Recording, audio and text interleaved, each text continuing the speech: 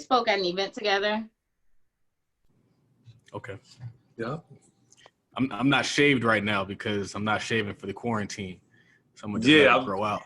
I went through the same thing, but I was like, you know, I just did it maybe like an hour ago. So wow. You got fresh to the camera. Yeah. I was like, when I was looking yesterday, it was crazy. So I had to do something about it. So yeah.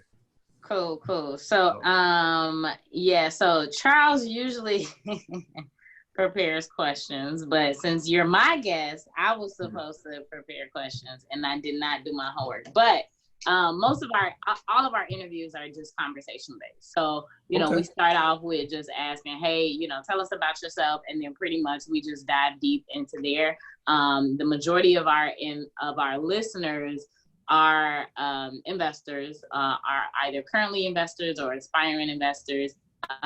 We talk about different aspects of investing in general, but the majority of our guests are real estate related. So on every end of the spectrum, from wholesaling to flipping, I really want to dive deep into development, you know, some of the things that you and I already talked about on our call. And like you said, just the presence of or the lack of minority developers, you know, in the industry, and, you know, just some keys and gems. Look, I know it'll be a great interview, so I'm ready. Awesome. Awesome. So we're gonna kick it off. Cool. This is the Ty Capital Millionaire Podcast, episode 143. My name is Charles Oglesby, also known as Ty Millionaire, founder and director of the Ty Capital Investment Club. Here with Miss Rashauna Scott, founder of Flipping in Heels. Welcome to the show, Rashauna. Thanks for having me. I'm glad you let me back. So thanks for having me. Glad to be here. We have a very special guest with us today, tuning in from the Jersey area, Mr. Donahue Baker. What's going on? Hey, glad to be here as well. Definitely excited about this and hope everybody is safe wherever they are, in whatever part of the country they are. Definitely this COVID situation is really serious. So yeah, want to make sure we acknowledge that as well. Yeah, definitely. And so I actually met Don. We spoke at an event together. And, you know, when you're speaking at these events, it's so much going on, especially when you're a speaker, because people are always stopping you at the halls. You don't get a chance to attend other speaker sessions, and it's hard to even connect because you're either on stage or when you're off the stage, everybody's pulling you and asking questions. And then I was able to stand in on some of Don's session, and I was like, man, this dude is really smart. And, you know, it was definitely an honor sitting on the panel with you, you know, hearing you talk about different development opportunities that are available out there. And then also answering questions for people who had questions in that space. But before we even get to, you know, just who you are today, we like to peel it all the way back. You know, who are you? You know, what was life for you like growing up, and how that transitioned you to, you know, be who you are today? Absolutely. So I grew up in New Jersey, right? So most of my time in New Jersey was spent really doing music. So I started with the music background. In fact, I'm a Grammy-nominated music producer. So, you know, spent a lot of time in music. But one of the key things is the money that you make in music is like this, right? You make this thing. It's kind of like you make a baby, and you don't know what that baby is going to be. And when you make a song, it's the same analogy. You make a song, you don't know whether that song is going to end up at the top of the charts or a song that nobody's ever heard of. So it was really inconsistent. And the first really big check that I got from the music industry, I was able to buy a multi-unit apartment building. And I used that to kind of add some stability to the music career. And as I went further on, I realized that real estate was where I really needed to be. So that's basically my background. And, you know, started from music. Right now I'm doing real estate development 100%. And that's where my heart is. But even before that, like, I really have a passion to help other people create generational wealth, and also to create more minority developers all across the country. That's really my passion right now. So taking money that you made in the music career and using it to invest in real estate, I see here that you're a CPA. Did that background kind of influence you making that decision? Absolutely. Absolutely. So we had a record label on Sony Music and the label got dropped. So at that point I was kind of scrambling. What should I do? How am I going to make money? I went back to school, got my CPA license, and then I started to practice. I worked for a firm, and then I opened up my own firm. I had like about 100 clients that I serviced. A couple years ago, that business was bought out, and an opportunity to go 100% in real estate unfolded. So that's how that kind of unfolded and led me to where I am today. But definitely, I use that knowledge of creating wealth for other people via tax strategies to really propel my own business. So I show people how to set up their businesses properly and how to basically get income from real estate pretty much tax-free if it's structured in the right form and fashion. Absolutely. I love that because you went all the way back to the basics and not like a lot of people like when we bring a lot the show, and some people from their early ages, I mean, even in their teens and early 20s, they knew, set out, I want to invest in real estate. They knew, right? But I think it's really great to see that you went through different phases of business, and then you ended up in real estate. You kind of like fell into it, but it came from you helping other people first and educating them on, hey, this is like the best way, that you should grow and create your generational wealth. And then you're like, wait a minute, I gotta practice what I preach. Right. I feel like in a lot of ways, that's the value of having a professional career. So, I mean, I was working in finance, I was doing financial advising. And so it's one thing to manage your own money. And at that age, you might not have that much money, but if you can get in the space and then you can start dealing with and advising people who have big money, then you can apply those same principles to your life. So it's not a bad thing to work. It's not a bad thing to get in the space and get experience and kind of get your feet wet so that then that translates you into doing the same thing for yourself. Absolutely. Definitely one of the key things is that you have to basically, because success leaves clues. So if you can emulate someone that's successful, I mean, it makes it that much easier for you. And I definitely took advantage of that as a CPA when I had clients that had a tremendous amount of wealth. And I was like, well, how were they able to create this wealth? And looking at the tax strategies that they use, how they're able to structure their organizations, how they're able to create multiple LLCs and leverage each individual LLC, that's a strategy that pretty much anyone can deploy. So, I've learned definitely, and I've got lots of tricks of the trade to help other people do the same thing. So I agree with you 100%. And also too, having a corporate background gives you opportunity that other people that don't have a corporate background don't have, right? So one of the things is when you have a job, you're able, at least for my strategy, when you're creating generational wealth, to start out of the gate, the best way to start is to use W-2 income to really acquire mortgages because it's very cookie cutter. You can use your W-2 income and apply for loans, and you can fund a whole stream of income that way. And that's pretty much the way that I did it, using W-2 income to get pretty much like the first 5 or 6 properties. Problem is, once you get about 7 or 8, the banks don't want to keep giving you mortgages. So you need to be creative and then come up with other strategies from that point on. Absolutely. And another point there is that exposure is key, right? I think we've seen this repeat in multiple interviews that we do. A lot of folks who are successful today is because they were first exposed to the idea of being successful, and then they could see that success or that amount of wealth was even attainable, right? Because before you were only exposed to, you only thought that you could reach what you were exposed to.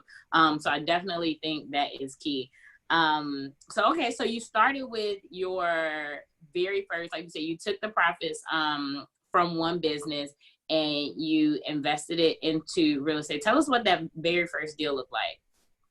very first deal was simply just, how can I take care of the first biggest expense that I have, which was, and most people have, is their mortgage or their rent, right? So you pay that expense or else you're homeless. So my philosophy, and it still is today, and this is with everyone, if you take care of your biggest expense, and you take care of, and if you come from a situation that you've seen poverty and you've seen people be homeless, and I have, like, I grew up in affordable house projects, and I seen people get evicted and they didn't really have anywhere to go. And it's always, it was always in the back of my mind, like, I never want to be homeless. I never want someone to evict me or have the power to throw me out. So the very first step in creating generational wealth, to me, was to remove that fear. So the way that I removed that fear was, I basically said, I am going to buy somewhere where all I have to do is just maintain it and my biggest expense is eliminated. And that was in the form of a duplex. So my first property was, I lived in one side and I rented out the other, but the other side was enough pretty much to take care of most of the mortgage. So I paid like maybe $300 or $400 extra, but then I, pretty much was living rent free. So that was the very first move that I made. But what was significant about it, and this is what I really want people to understand, is the mindset, right? Like, once you're able to not think about, well, I'm like, I can honestly say, when I did that move, I was like, I'm never going to be homeless. As long as I have this property, no one is ever going to kick me out or, send an eviction notice, or I have to go to, I don't have that fear is gone. So it allowed me to focus on other things. And I think that's really, really key. When you can remove your biggest expense from your household, it's like a weight off your back, and you can, allows your mind to kind of expand and be creative. Absolutely. It's so funny because a lot of people, what they'll talk about is like living at home with your parents. And so if you live at home with your parents, then you can kind of live how you want to live. You can pay off debt. Your credit's going to be crazy. You could travel how you want to travel. But if you house hack, you've effectively, living at home with your parents is really just eliminating your housing expenses. So the same thing could be done if you house hack. And so then you get to start focusing on other things. I'm curious what you started to focus on then. Once you liberated yourself from having to pay that rent expense or even the fear of like having to potentially be homeless, what did you start to focus on then? Right. So then that first property definitely alleviated the need to be homeless. But then as I had a job, I basically was like, you know what? Let me just focus on having some additional income that I don't have to really worry about. So then, 1 or 2 properties later, I'm making a couple thousand, 2,000 or 3,000 extra every month. And that's like, oh, it's good money. So then my next focus became eliminating the need to have W-2 income. And that's really, that was like the next level. So now I'm looking to replace my job. I'm no longer concerned about, am I going to be homeless, anything like that. Now it's like, all right, now I need to replace my job so I can have the time to focus on different projects that I need to focus on. Mm-hmm. Yeah. And your first couple of properties, they were in Jersey? Well, my first one was in Atlanta. So It started in Atlanta. And then from there, I moved back to Jersey where I grew up. So that's pretty much how it unfolded. So I went from Atlanta to Jersey, and then I started to invest in different markets. So I tell people, just pick 3 markets and become the expert in those 3 markets. So my 3 markets were Atlanta, New Jersey, because I grew up there. I knew it better than anything else. And then I reached out and I own property in Jacksonville, Florida as well. So those are the 3 markets that I'm right now stationed in and heavy in, and then quote unquote the expert in those markets. Nice. Why 3 markets? Well, 3 markets is because you need to develop relationships, tight relationships, right? So you can either cast a broad net or a deep net.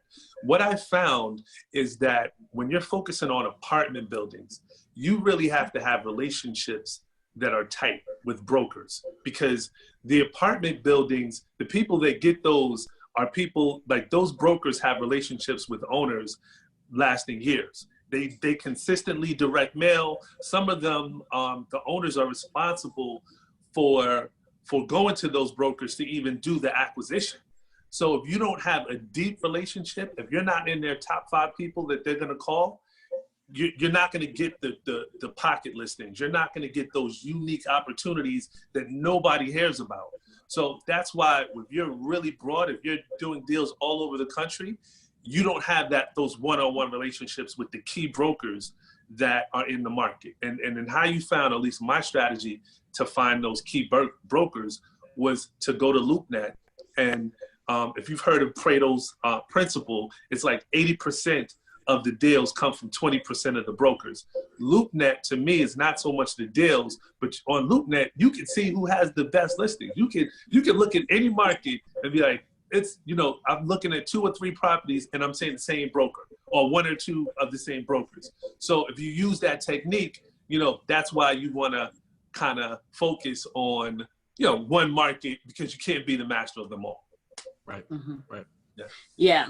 Now I want to talk about leveraging and scaling, because your story, so there were definitely a couple things that you're saying in this interview that's definitely key, but also when you spoke on stage, like you mentioned that you went from living in affordable housing to now owning them, right? To now owning plenty of affordable housing users. And so I want to talk about the leverage and the scale, right? Like you said, you started with one and then you were like that mindset is key, but you were like, okay, how can I just get some additional income? And you're like, oh, okay, this is working. And then next you're like, well, now how can I actually replace my income? So at what point were you like, okay, I can really scale this and make this a business, and just replicate and duplicate it?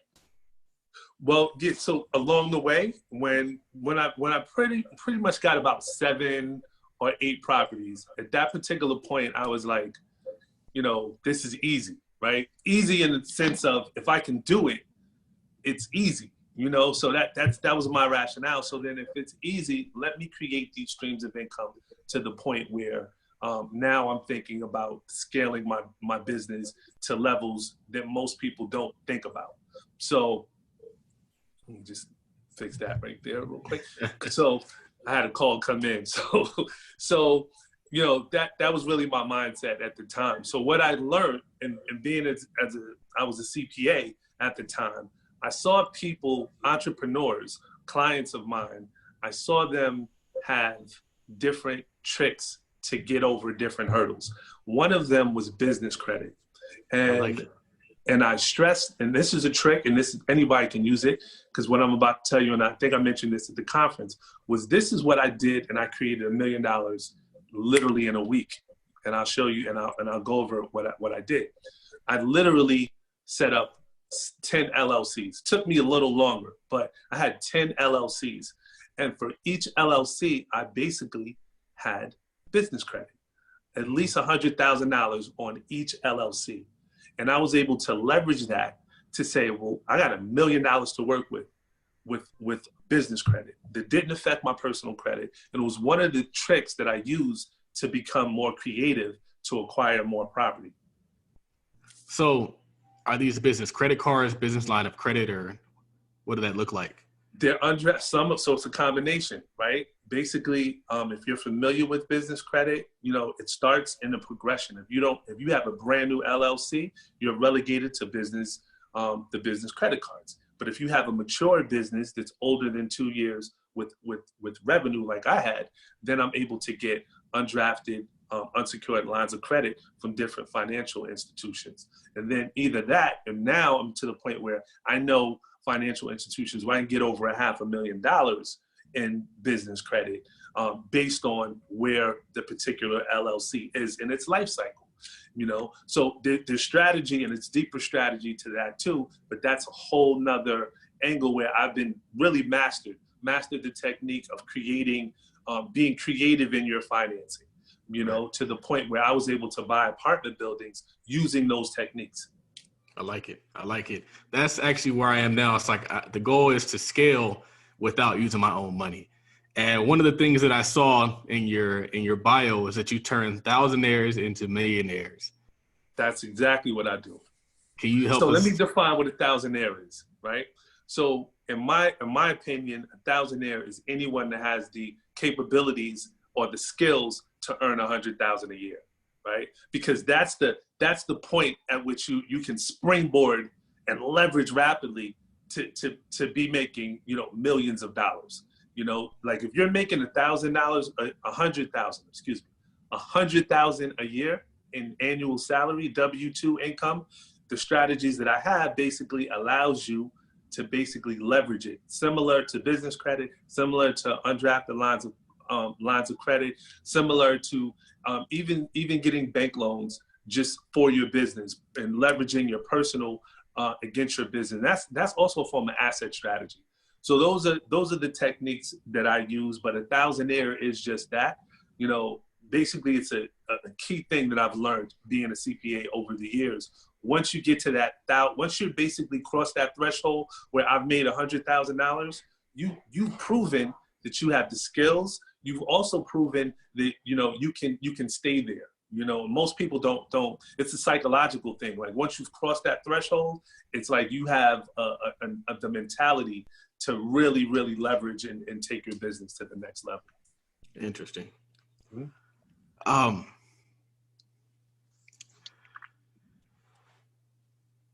Sorry, yeah. Sorry, I had to run and get my headphones, my AirPods, because there was some feedback. Okay, cool. So I actually want to ask, so going back to those financing strategies of when you got that, like you said, those first 7 to 8 units, because most people, even if they are, let's say they do own a business or they have a W-2 income, especially if they have a W-2 income, one thing that I talk about a lot is maximizing your purchasing power.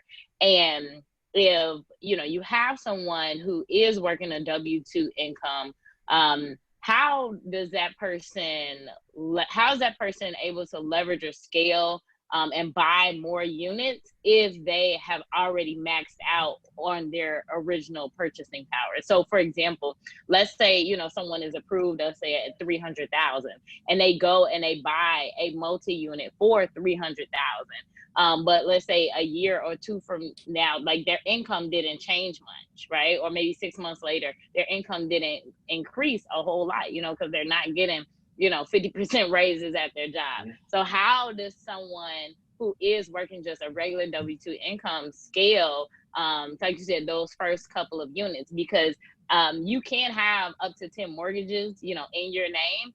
But I do know that eventually, even if you're going that route, obviously you want to move everything into business. But yeah, can you just tell us about that and walk us through that, someone who's working a W-2 income, how they can scale?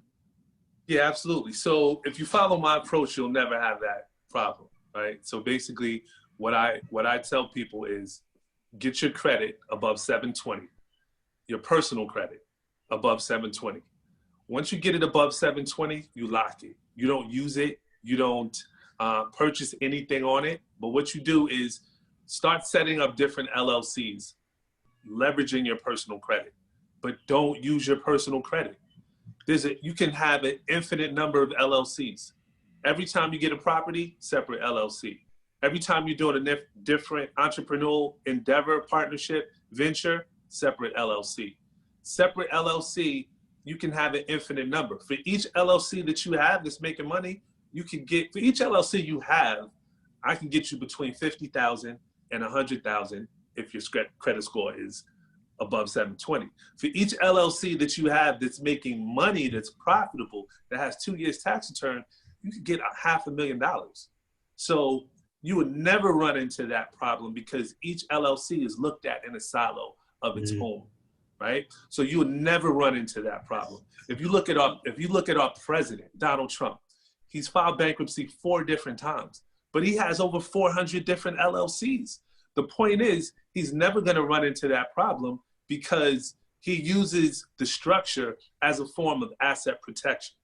So, it's not even the credit side of it. It's the asset protection side to say, well, look, if I want to partner with, let's say we work on a deal and the deal goes south, I can isolate that LLC to basically minimize the impact where it doesn't affect, we're talking about Donald Trump. So Donald Trump filed bankruptcy 4 times, not under his personal credit, but under an LLC. So he filed bankruptcy under one LLC. It doesn't affect his other LLCs, or his doesn't affect his personal credit. So this is why it's so important to structure, because not only the asset protection benefits, but also the being able to leverage the credit.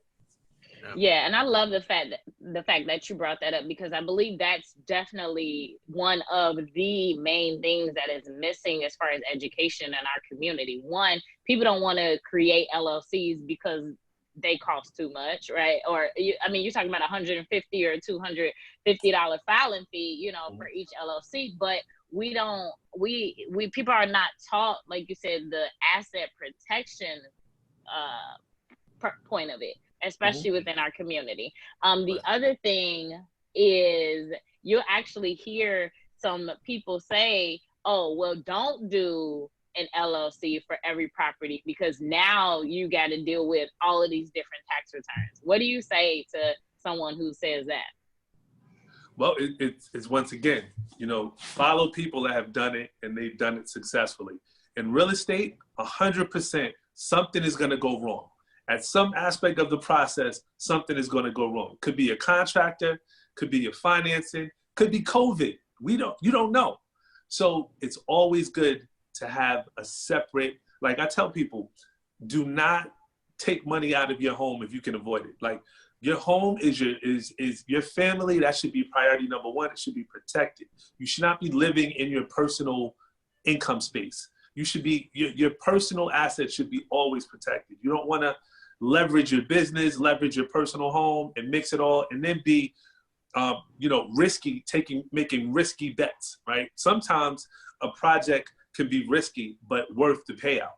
So, all of this is really where you are in your career. Like I said, if you're young and you're just starting out, you want to take risks. You want to get out there and jump in, because that's where you're going to get the most profit and accumulate the most amount of wealth, right? It's those projects that have some hair on them, those projects that are a little risky that you can buy for pennies on the dollar. So, if you're missing that element, you're setting yourself up for a big fall, because at some point in time, something's going to happen, whether on the macro level or the micro level. We're dealing with factors all the time. So as you're scaling this portfolio using business credit, are you refinancing those properties and putting permanent debt on them, or are you just continuing to just let them run with that business credit?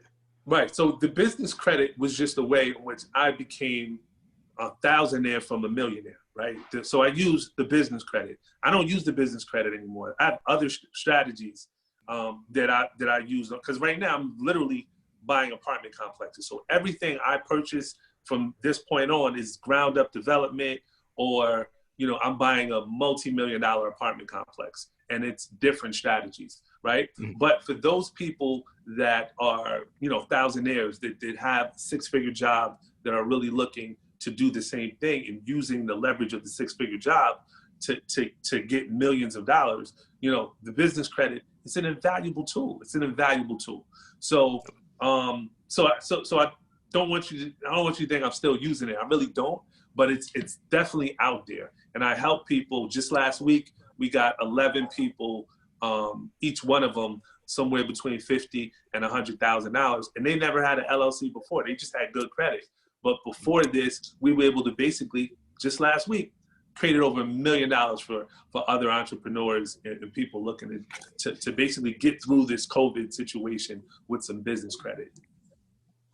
Nice. I think that's awesome. And like you said, you never know what's going to happen. So it's so much better to leverage your business credit than it is your personal credit. I think that's genius. So the next thing I want to touch on, so you've been able to leverage, you've been able to scale. At what phase in the process were you like, hey, ground up development, like that's what I'm going to transition into? What did that first deal look like? That opportunity. Let's talk a little bit about that. Well, really, that really focuses on my experience in Newark, New Jersey. So Newark is this place that has airport. They're 30 minutes outside of the most valuable real estate in the world, which is New York City, right? So the population, the businesses, the financial capital of the world, New York City, this is a suburb of New York City.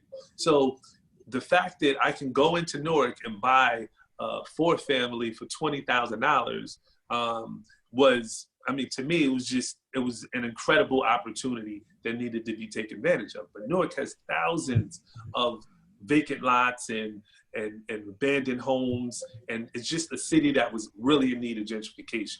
So I saw the opportunity to put energy into building projects like that in Newark, and a lot of them were ground up. So I saw, opportunity to buy the land and just build.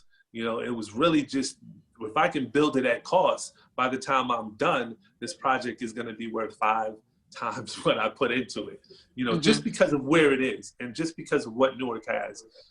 Newark was also one of those cities that Amazon was looking to move their headquarters over there. And during that whole sweepstakes for Amazon, I was like, you know what? I just was hedging, and I was like, if Amazon comes here, they got to deal with me somehow, like either, the employees or something, they're going to live in one of my apartment complexes. So I was positioning myself, and that's where I saw the opportunity. Now it ended up, turning out where Amazon went somewhere else. But the fact of the matter is, it didn't diminish the location, the geographical advantages that Newark has. And you're going to see, in months to come, like a lot of the work that I'm doing right now has kind of been halted by COVID because, we really need the city to kind of, prove our permits and get inspections out.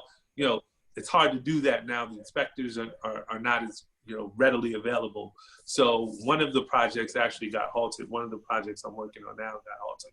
But the mindset is the opportunity. If you can build something at cost and you bring it to market, you're going to have a tremendous amount of upside to that. So it's just the next logical progression, right? And then and what I found out along the way is there's money there to help you.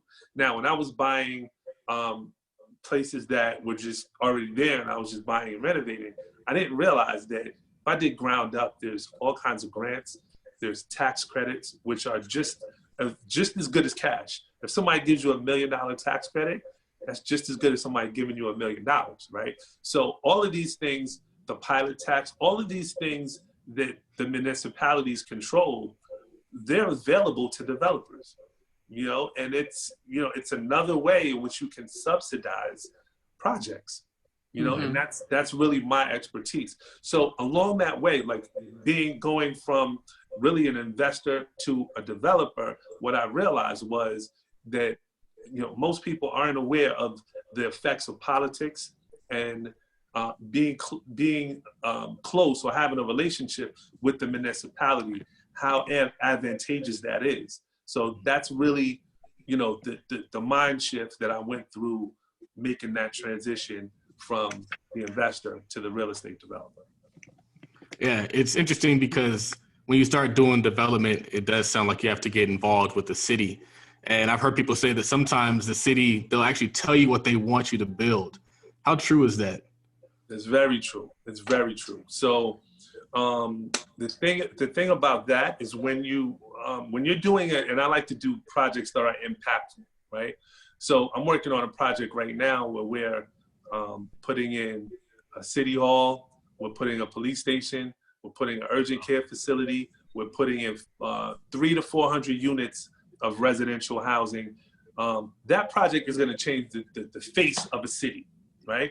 So it's very important that the legislators, the people that run the city, are dialed in and they're in tune. So it's kind of like this political dance that you have to do. You kind of have to not only meet the mayor, but you have to meet the council people, talk to them, make sure that they're on board, get their viewpoints. Maybe in their ward or in their district, their constituents want to see something that's not there. So you have to incorporate that vision into your vision.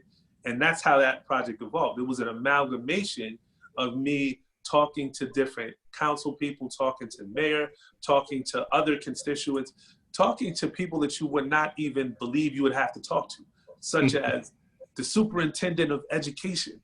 Like, you know, you would think you're putting 400 units of housing into a city that didn't have 400 units before. Those 400 units, they're going to have kids. Those kids are going to be in the school system.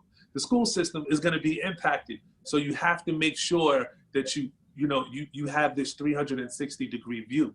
You know, you have to make sure that you take into account traffic patterns. So you have to do a traffic study. There's a number of different soft costs involved that most people wouldn't think about. But when you make that step, you definitely have to, be able to answer those questions. And if you can't, you can have some problems. You can have the community object to it. You can, if you're not adding value, there's lots of things that can go wrong.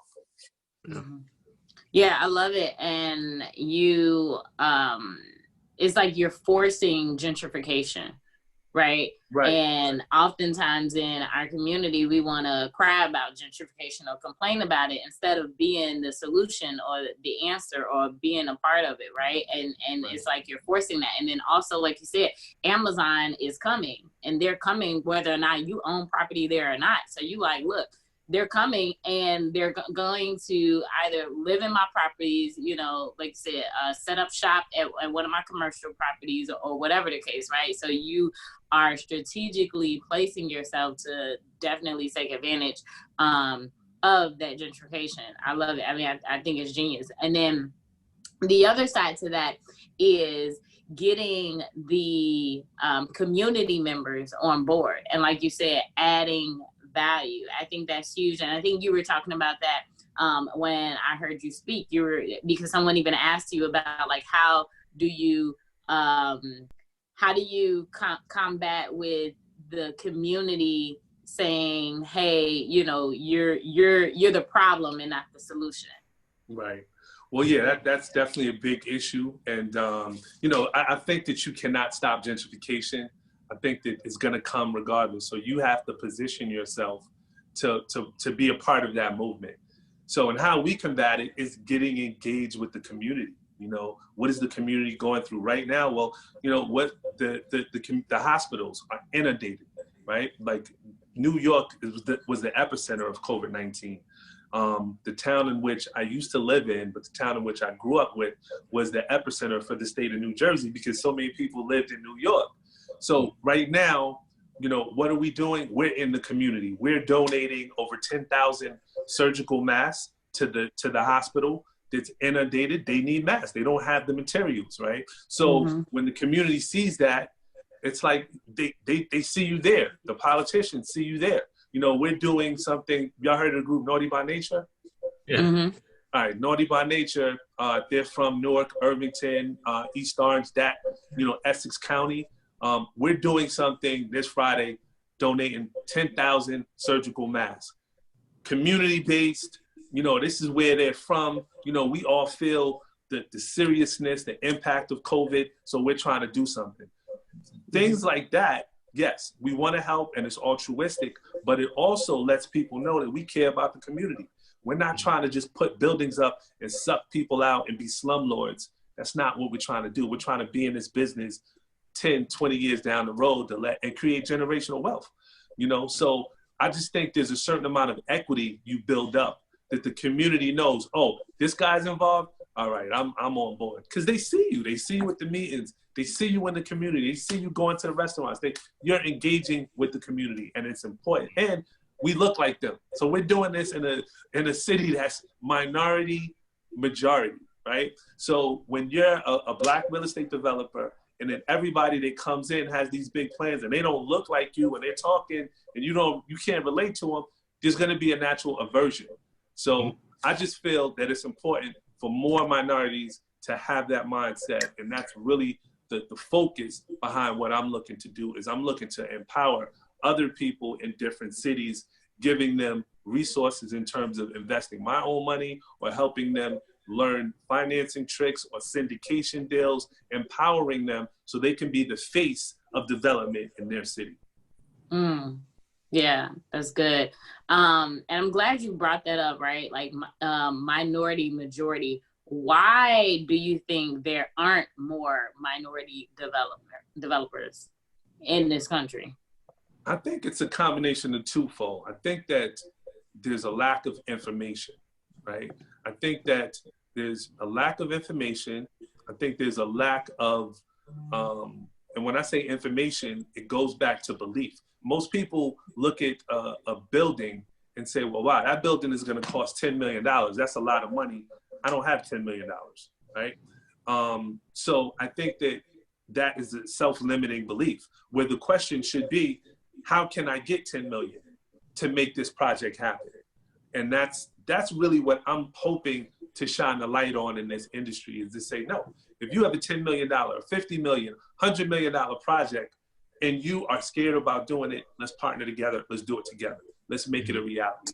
And we'll figure it out along the way, whether we're going to use our money or whether we need to leverage other people's money. The fact is, if we have a good project, we need to leverage other people's. Correct. So the common theme that I'm hearing in this whole conversation is kind of like finding a way. And I think what's interesting is a lot of people, they have this like, oh, it's too hard, or oh, it's expensive, or oh, we can, or oh, they're not going to let us. And they have all these limiting beliefs and all these things that keep them from doing stuff. But you don't have that. Can you talk to us about what inspired that mentality in you? Well, it's as simple as this. The optimist, well, the pessimist sees the difficulty in the opportunity. I'm an optimist, and I see the opportunity in the difficulty, right? So when people think about the COVID situation, it's a sad situation, but there's a tremendous amount of opportunity that's about to unfold. And I want to get people prepared for it. I want to get people to the point where they're creating generational wealth, or they're being a force for good in their communities. So what I'm basically right now is this, I'm thinking, and it's like, we're about to see a tremendous hit to the real estate market. Within the next 2 months to 3 months, you're going to see more and more properties, especially people, like one of the things that people don't talk about is people that are taking forbearance right now, right? A lot of the banks, the way they're doing the forbearance is they'll let you skip 3 months of payments as a homeowner. But on the 4th month, they want you to pay everything all in advance. Some people's not going to have the money to do that. So what's that's going to happen, they're going to lose their homes. They're going to go into foreclosure. We're going to see another glut of projects come on the market.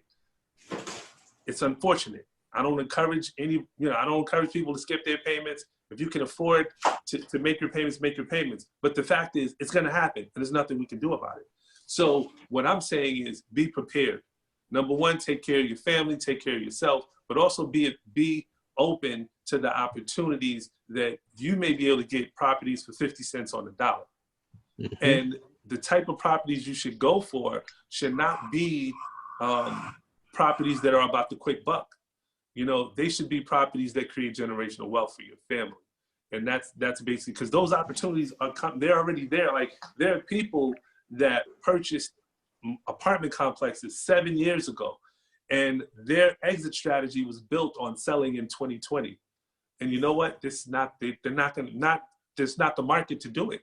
So they've got some hard choices. Either they're gonna, lose some money, or they're gonna have to sell at discounted prices. So I've never heard anybody say that. Properties that are about the quick buck versus properties that are about generational wealth. What's the distinction there? Yeah, I just had a conversation with somebody about this yesterday, and they're like, well, I got an opportunity to make $30,000 and I'm basically on a wholesale deal, or I can basically take this property and make $1,000 a month. And they're like, well, I don't know what to do. But I'm like, brother, $30,000 is going to go quicker than that. You got the opportunity to make $1,000 a month for the rest of your life. It shouldn't even be close. The fact that we as a people are thinking like that is just, the mindset is not right, right? So give me the $1,000 a month for the rest of my life, and you take the 30, So that 30 is going to be gone in a year probably. You know what I'm saying? But that $1,000 a month gives me a foundation from which to build on. So that's kind of what I'm I don't know if I was effective in trying to get that a point, but that's a key mind state shift that we need to be making. The cash flow is more important than the cash. the reason why is because at one point, my goal was I wanted to have $100,000 in passive income coming in every single month. Because if I went out there and spent $100,000, I wanted to know next month I had another $100,000. But in order to get there, I had to leave some of the quick money alone. I had to leave some of the quick deals because they take away the energy, the focus to go after cash flow. 100%. I love it. Yeah, good stuff.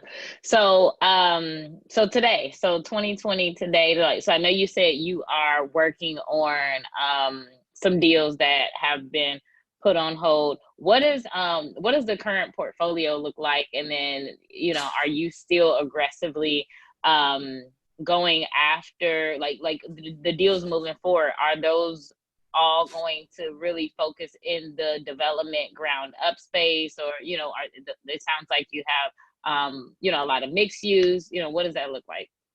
Yeah, so my criteria is currently I own over 500 units. Right now in my pipeline, I have about 500 units that are scheduled to go on market this year or later next year, right? That's basically the stuff that's in the pipeline, deals that could really exponentially increase due to the situation that we're in right now. I am focusing on the criteria is apartment complexes. That's always been my sweet spot. It's the cash flow, and 50 units. If it's in a city that I'm not in, 50 units or more, value add opportunities, right? Then on the flip side of that, there's like pet projects. So a pet project that I'm working on right now is, do you know what a passive home is? A passive house? Have you heard of it? Passive house? Nope. All right. Well, a passive house is a house that's completely self-sufficient without the need of a public utility. So basically, I'm building one of the first passive houses right here in the state of New Jersey. It's gonna be a combination of solar and a combination of geothermal. And between those two components, basically, I want that to be the next trend in housing. So if you go to Germany, if you've ever been to Germany, it's very popular in Germany. It just never made it over here on this side of the pond. So, you know, my goal is not only to create the model, so I'm building the model, but if I can figure out a cost-effective business model to replicate that, I want to build other passive homes all over this country. And then eventually I'm working on building right now the first passive house apartment complex. So those are like, you know, we got this energy thing that goes on. 'Cause I've been really big on energy as well. I'm definitely big on nature and using natural resources to do things. I mean, I drive all electric. I drive a Tesla. I've had the solar. You know, I've already made that switch to kind of like this solar economy. You know, so I'm trying to expedite that and bring that into real estate as well. Are you getting the Tesla truck? Absolutely. So I you know, I know people said it's ugly. It's bulletproof, but 40 grand, I'm getting the truck. I'm on the list. Yeah. So 500 units. What does that look like, though? Can you break that out for us? Sure. And before you answer that, I also want to ask how, you know, as a landlord, because there's so much out there and a lot of fear, you know, around the COVID situation. As a landlord, you know, how has the COVID situation affected your portfolio, if it has at any, right? Like, you know, with the whole with tenants not being able to pay rent, you know, do you combat that with a mix of government, you know, residences, or what does that look like? Absolutely. That's an awesome question. So I can tell you like this, and best way to do it is just to, without saying names of cities, because I don't want to offend anyone that may be from those cities, right? So the best way that I can say it is the market right now, my portfolio is 500 units. A lot of those units are affordable housing, right? Now, let's say an affordable housing complex of 100 units, let's say it costs $5 million, right? And that's in urban city, right? And then there's 100 units of an apartment complex that's in a middle class city or middle class neighborhood, right? So you have in the middle class neighborhood is the neighborhood where people really have been trying to get to, that maybe a little safer, you know, maybe have a little better school system, has a good school system. Right now, the best money, actually, believe it or not, is the rougher neighborhood. In the hood. The hood, because that money is guaranteed. So that's the theme of the show. that money is guaranteed, you know. So the guaranteed money right now from the government is actually safer than money from a W-2, somebody, the apartment complex that's filled with thousandaires, because those thousandaires are going to be affected. If this thing goes on for another 6 months, businesses are going to lay off, and those thousandaires, they're not going to be able to pay their rent. So then you have to ask, what are the resources available to them? Well, if they make too much money to get, you know, all of their unemployment, to replace their salary and unemployment, if everyone is laying off, they're not going to have as many job opportunities, right? So that money is actually more risky than money that's coming from the government, because whenever the government can't pay, then we're all in trouble, and it, you know. Yeah. You hate to say it, but it's kind of like the hood is always in a recession. So it's like the recession is not going to take out the hood. Right. It's like it's already in it. Yeah. It's exactly. So it's the way that I break it down. It's like, you know, where this whole country is based on, the middle class runs this whole country. The middle class is where the government gets the tax base, right? So the idea is to get us all in the middle class, where we pay most of the taxes. If you're super wealthy, or if you're in the wealthy bracket, you know, you get tremendous amount of benefits, but you really don't pay a lot of taxes. And if you're in the, you know, super poverty line, below the poverty line, the government supports you. It's really the middle class that gets squeezed and usually gets the you know, the short end of the stick consistently.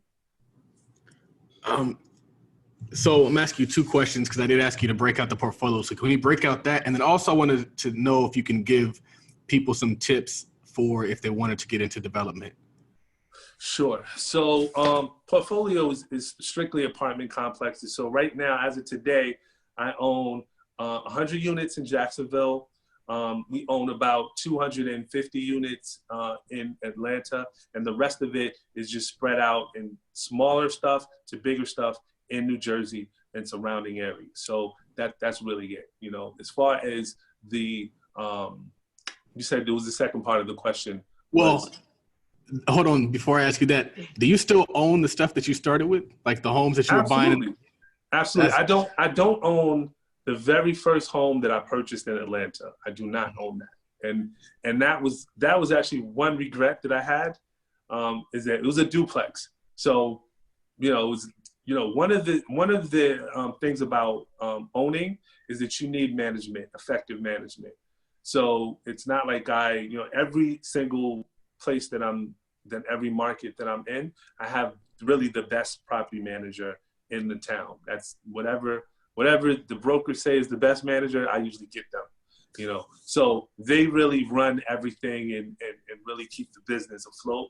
And I lean on them for everything and get monthly reports, and we go from there. Mm-hmm. And so why did you sell the duplex? I sold the duplex mainly because at the time I moved to Atlanta, and I thought about it, and I was like, you know what? I wanted to go to Jersey. So I basically was like, all right, I didn't need it, you know, and I sold it. And then I just went to Jersey and started doing real estate. But I went back to Jersey because it was a career situation. It was my home. I figured, you know, opportunities was there. I really just ended up in Atlanta because I thought it was fun. A lot of my friends were moving out there. You know, it was just the warm weather. It was, you know, everything just, you know, but ended up going back to Jersey. But I shouldn't have sold. I should have held on. And I encourage anybody, if you make a multifamily acquisition, hold on to it, buy it, but buy it with the strategy of, you're going to sell, you know, sell to move up to something bigger, because it's a stream of income. It's like a cash cow. Like, why, if you wanted, you know, if you wanted to feed your family and you live on a farm, you're not just gonna sell your cows. You know, you're not gonna, because that's the source of food, milk, all of that. So you wanna hold on to that. You know, so that's basically where it is. But I only sold that one property in house. Don't sell Yeah, it. and then those cows will have babies, and then they'll Right. feed Yeah, your absolutely. kids and your kids' kids. Absolutely. So Out here yeah, so selling- that was it. That's kind of like And so- that one Mickey Mouse story where he sold the cow for some beans. Remember that Jack and the Beanstalk? They did it at the Mickey Mouse version. Yeah, Oh, you just went back. You just took it way back. I feel you. And so in that portfolio, a couple of those you have like some mixed use, you have some commercial business leases. Yeah, a couple stores here and there, you know, but in the sense of the development, you know, a couple like bodegas is what they call them up here. So we'll have like we'll have like 6 units on the top, but on the bottom, it's a bodega. You know what a bodega is, or they don't call them that. No, they don't call them that here. Call it a corner store, like a corner store or stuff like that. Oh, yeah. Okay. Yeah, I guess, I think, come to think of it, I think that's like the Spanish, yeah, I think it's the Spanish word, and then it just being it, you know, New York is like this melting pot of all cultures, so you kind of get, you know, you adopt little terminologies from different cultures, but yeah. Nice. Mhm. So the next question is, what tips do you have for someone looking to get started in development? And then we're gonna wrap up after that. Okay, yeah. So number one, if you want to be in development, the first thing is to have a project that is needed in the community. So prime example, wherever you are, go down to your municipality, go into your zoning office, or what office is in charge of the permits. What you're looking for is a master plan.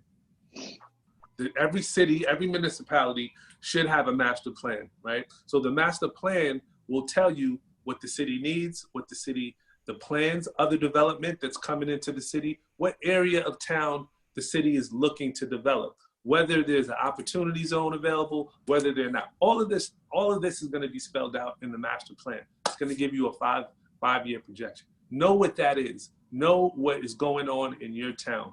The next step after that, know your elected officials, because you're going to need them. So know your mayor, try to get as close as you can. What you want is access.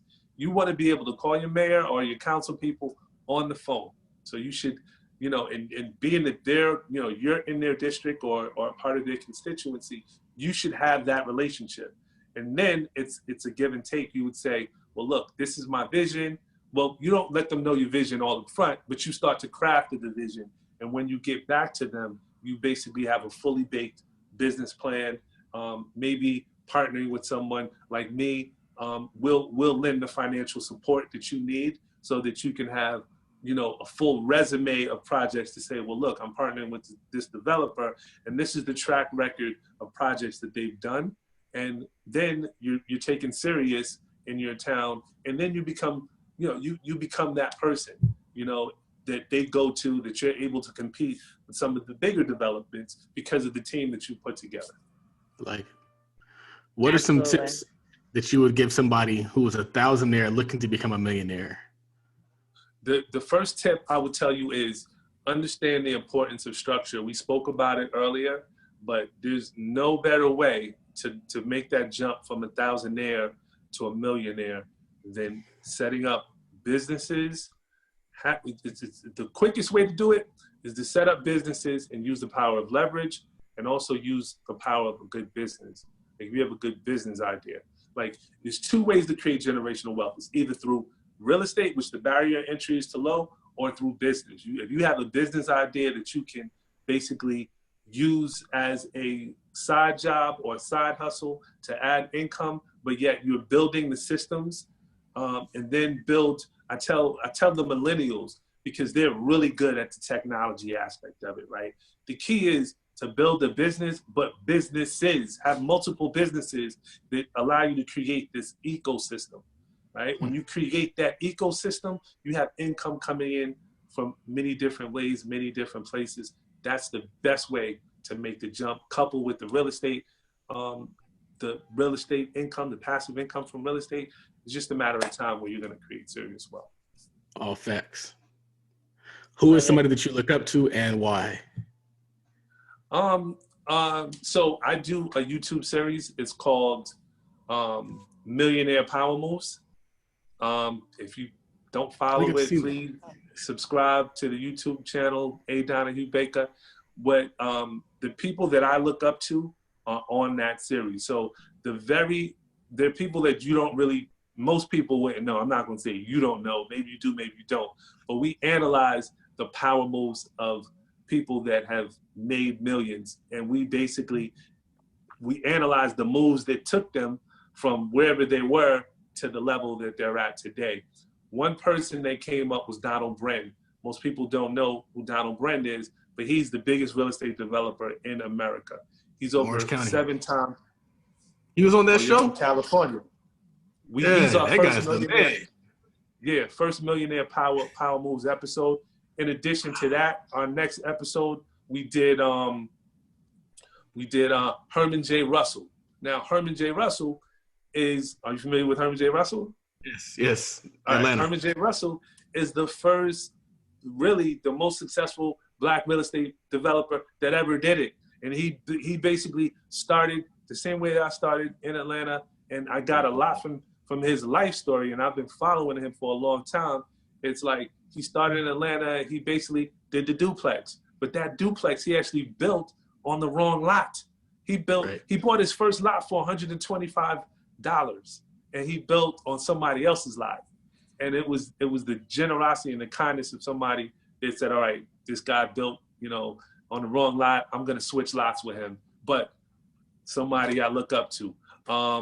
Going into hip hop, I'm big on music. Of course, I really admire Nas on what he's done and what he's doing today, creating investing as a venture capitalist. I really admire the companies and the methodology that he's using to select the companies that he's investing in. So lots of people like that. So we got a Millionaire Power Move series coming up on Nas. We got a Millionaire Power Move series coming up on Jay-Z as well. So definitely, nice. Look forward to that and subscribe to the YouTube channel so you don't miss any of it. Yeah, I tuned into a couple of them. They're really good. So cool. We'll wrap up with just a couple more fire round questions. So what is your favorite real estate or business book? Favorite real estate or business book? To be honest, I really don't have one. I don't have a favorite, but I read a lot of books. I can tell you one that's really changed, that impacted me the most, was definitely Grant Cardone, The One. I don't know if you've heard of that book. The One Thing? I heard. Yeah, One Thing or One. Okay. Yeah, that really helped me. One Thing, that's Gary Keller. Yeah. Oh, Gary Keller. It is Gary Keller. I say Grant Cardone. Right. Gary Keller. Yes. Great book. So yeah. I love that book, The One. Yeah. So really helped me to just focus on, because, entrepreneurs, we're like all over the place. Sometimes we need people to be like, focus on this one idea. So yeah, I agree. You got to focus. What sets apart successful developers and investors, or Thousandaires turned millionaires, from those who give up, fail, or never get started? Just really determination and perseverance. Like, ultimately, you have to take each failure and understand why. Because I've had many failures, but I've learned more in the failures. So granted, if you lose some money, suck it up, keep going. You're going to learn what to do and what not to do through experience. Experience is the best teacher. So I tell people, start, keep going, and knowing where you're going to end. Starting, knowing how you're going to end before you even start. What is one thing you would buy if money was not an issue? It's a good question. One thing I would buy if money was not an issue. It's a good question there. I think you might have stumped me on that one, but I will tell you this: it is nothing better. I will tell you what money cannot buy, right? So I would basically say that money, if like the love of your family, that is priceless. That's what I think this whole COVID situation has like really put into focus for me, that it's really about the next generation. Like I have a son, and it's like there's nothing in the world that I wouldn't trade to just have him be the best person that he can be, and raise him with character, so he's honest, he has integrity. Like you don't that doesn't come about by neglecting those relationships, no matter how busy we are. You really have to pour in to them. So everything that I do is really a reflection of legacy and what I'm looking to pour into my son. That's good. And last question, what does success mean to you? Well, success means building a legacy and making an impact. So for me, it's like when my goal is spelled out very simple. I want to create more minority developers. And eventually what I want to do is have an organization where those developers are pretty much all over the country, and we're actually collectively working on projects, doing big things, and then using that because once you have the properties, once you have the say in your community, you have a political voice. And if we can unify that voice and eventually start to impact legislation, there's legislation on the books right now that's saying that each community is supposed to have affordable housing. It's not enforced. But if we have a PAC or some political organization to enforce affordable housing in some of these communities, gentrification would not be an issue, because you'd have to build a certain number of affordable housing on every project. But it's not being enforced. So the reason why it's not being enforced, because nobody's out there putting pressure on our politicians to enforce it.